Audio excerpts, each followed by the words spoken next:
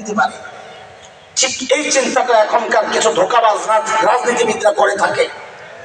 সারা জিন্দেগি আলেমের বিরুদ্ধে, আলেমের গায়ে হাত তুলতেও দ্বিধা করে না, ঘুষি মারতে দ্বিধা করে না, অথচ নির্বাচন আসলে ও জানে এদেশের ইমানদারদের মানুষের কাছে এই টুপি একটা আবেগের জায়গা, তাসবিহ একটা আবেগের জায়গা, হিজাব একটা আবেগের জায়গা। যেই না নির্বাচন আসে আস্তে করে দেখবেন টুপি টাপি লাগাইয়া পুরো হাসান বসরি। ঠিক কিনা বলে? তোমাদের এই ভণ্ডামি দেখা আমাদের শেষ হয়ে গেছে।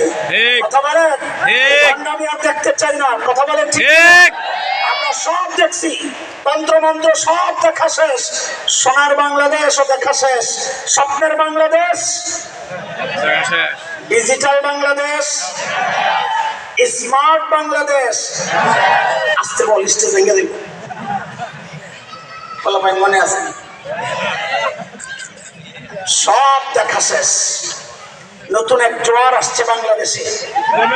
এই জোয়ার, এটাকে অব্যাহত রাখতে হবে। কেন?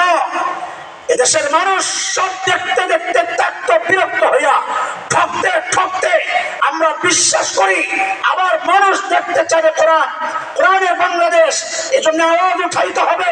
সব দেখা শেষ, আমরা এখন দেখতে চাই আগামীর বাংলাদেশ হবে কোরআনের বাংলাদেশ, ইসলামের বাংলাদেশ।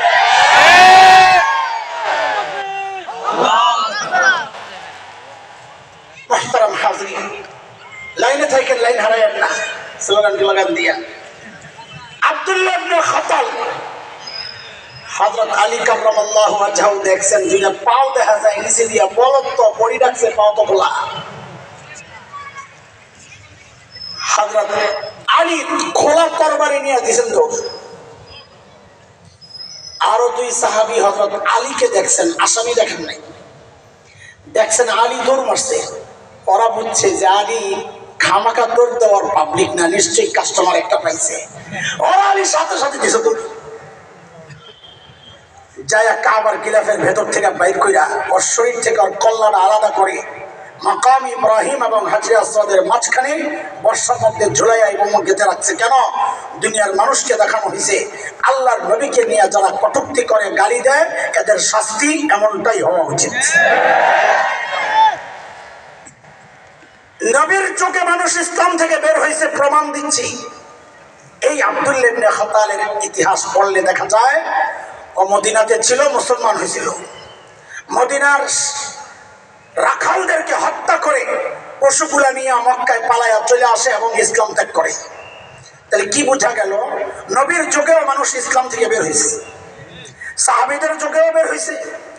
যেমন রিয়াদের কাছের এক অঞ্চল ইয়ামামা, ওখানকার এক বড় গোত্র বনু হানিফ।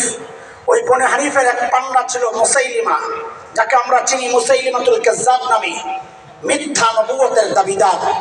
এই মুসাইলিমাকে যারা নবী হিসাবে মেনেছিল মুসলমান, ওরাও ইসলাম থেকে বের হয়েছে সাহাবীদের যুগে। কথা খেয়াল করেন, হারায় যায় না। এই যুগে তার চেয়ে 1000 গুণ বেশি মানুষ মুরতাদ হচ্ছে। কিন্তু পার্থক্য কি? শেখ আবুল হাসান আলী নাদবী বলেন, পার্থক্য হচ্ছে ওই যুগে যারা ইসলাম থেকে বের হতো ও নিজেও জানতো আমি ইসলাম থেকে বের হয়ে গেছি। যেই সমাজে মুরতাদ হইত, সমাজও জানতো সে ইসলাম থেকে বের হয়ে গেছে। ফলাফল সাহাবায়ে কেরাম তাদের বিরুদ্ধে জিহাদ করছেন, কাফের তারা। কিন্তু আফসোস, এই যুগে মানুষ তার চেয়ে 1000 গুণ বেশি মুরতাদ হচ্ছে, কিন্তু যিনি মুরতাদ হচ্ছে সে নিজেও জানে না আমি ইসলাম থেকে বের হয়ে গেছি। যেই সমাজে মুরতাদ হয়েছে, সমাজও জানে না সে ইসলাম থেকে বের হয়ে গেছে।